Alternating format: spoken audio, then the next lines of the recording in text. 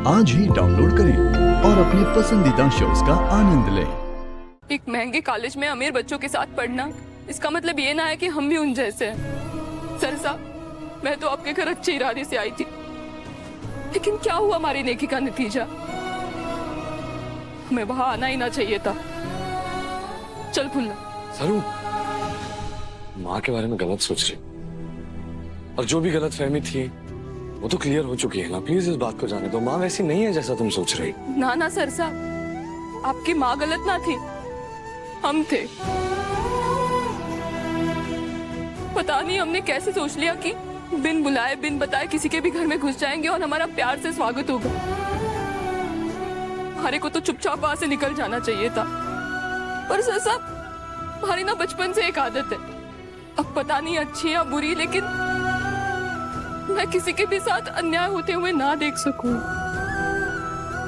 लेकिन ये हमारा गांव ना है, ये मुंबई है, और यहाँ के लोगों को मैं बदतमीज लगूं। अगर हमारे को यहाँ शांति से रहना है और पढ़ना है तो हमारे को यहाँ के तौर तरीके सीखने पड़ेंगे। और सर साहब, मैं जल्दी सीखूंगी, मैं अपने आप को जल्द से जल्द बदलूंगी। सरू, तुम्हें अपने आप को किसी भी वजह से या किसी के लिए भी बदलने की कोई जरूरत नहीं।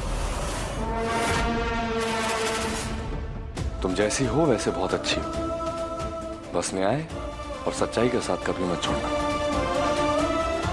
बस।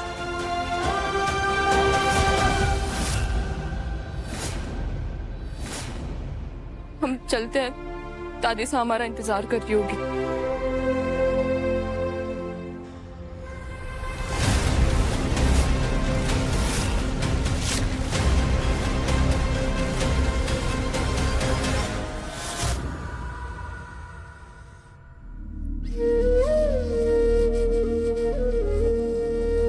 उस दिन इस लड़की की वजह से हमारे इतने इम्पोर्टेंट क्लाइंट पार्टी से नाराज होकर चले गए। एक वेट्रेस है ये।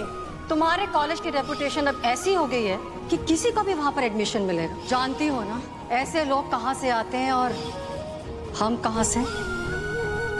मेरे ही घर में घुसकर मेरे ही मेहमान की बेइज्जती कर रही हूँ। Just get out of here.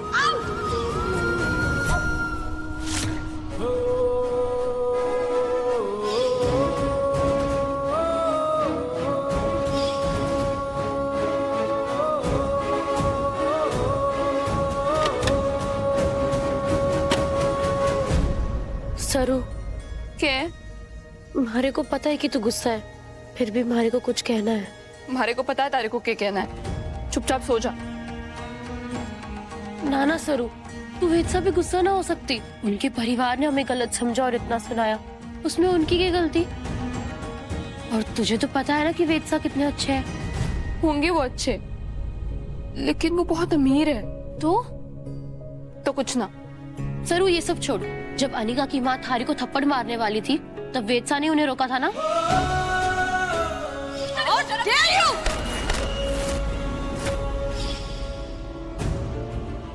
ये सब थारे समझ के बाहर है फुल्ला। होंगे सरसा अच्छे, लेकिन उनका परिवार उनके तरह ना है। देखा ना कैसे हमारे आने पर उन्होंने कहा कि हम उनका रिश्ता खराब करना चाहते हैं। सरू, उनसे अनजाने में कोई गलती भी तो हो सकती है ना।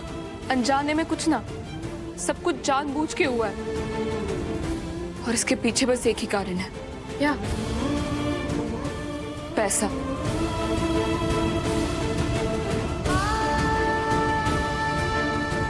जो उनके पास बहुत है और हमारे पास जरा भी ना।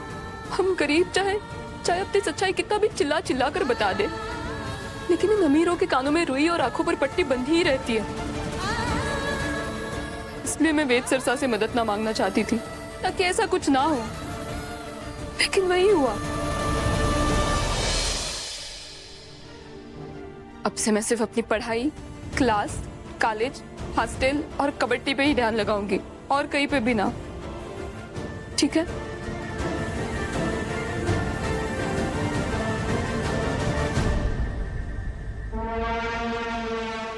सरू, तुम्हें अपने आप को किसी भी वजह से या किसी के लिए भी बदलने की कोई जरूरत नहीं।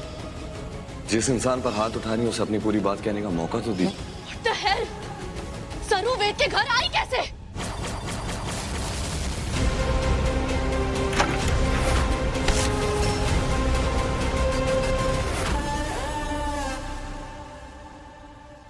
Calm down Anika. कैसे नानी? आपने देखा नहीं वहाँ क्या हुआ? देखा, सब देखा।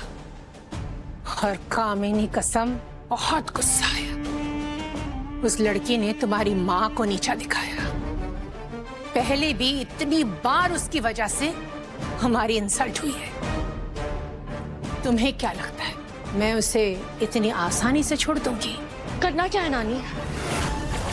वो लड़की मुंबई सिर्फ अपने सपनों के बल पर आई है। हमें वो सपनों को रौंद कर खत्म कर देना है। गरीबों के पास छोटे सपनों के अलावा होता भी क्या है? और जब वो सपना टूट जाता है ना, तो वो खुद टूटते नहीं, मर जाते हैं। वो कॉलेज में पढ़कर कुछ बनना चाहती है ना, नहीं बन पाएगी।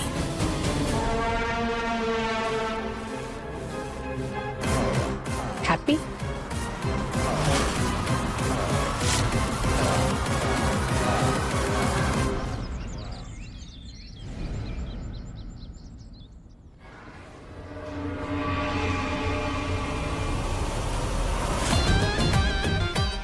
हाँ अनिका, वो हमें पता चला कल जो भी हुआ उसके बारे में। चालू लड़की ने तुम्हारी और तुम्हारी मॉम की इंसल्ट करी। छोड़ना मत उसे तुम।